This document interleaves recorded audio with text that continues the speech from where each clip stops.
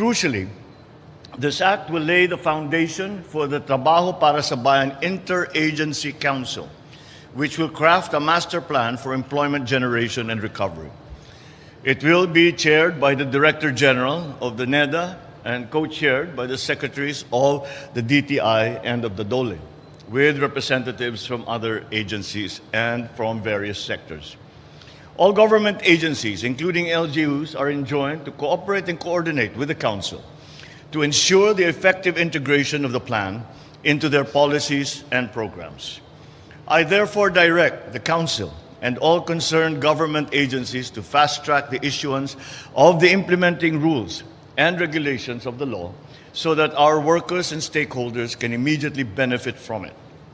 I likewise enjoin the DOLE and the NEDA to harmonize the Labor and Employment Plan 2023 to 2028 and the Trabaho para sa Bayan Plan to ensure that all government efforts and resources will be effectively and efficiently managed.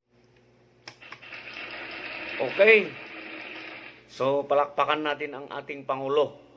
No, at isa nga ito sa kanyang mga naging pahayag na inaabangan natin, no, yung katuparan ng programa na kanyang binanggit.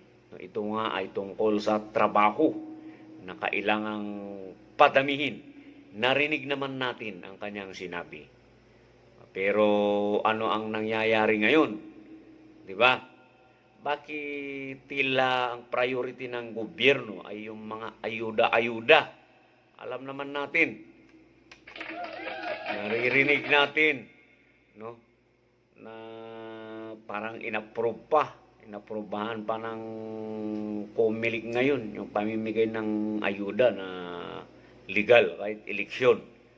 Pero anyway, ayuda is good. Paulit-ulit tayo dyan.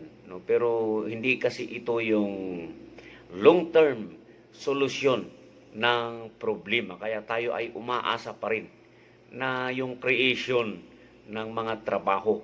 No? Kasi yun yung pangmatagalang solusyon.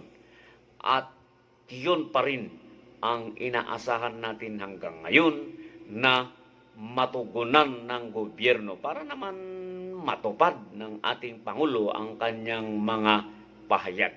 No, so hindi lumalabas na tayo ay drawing o siya ay drawing lamang.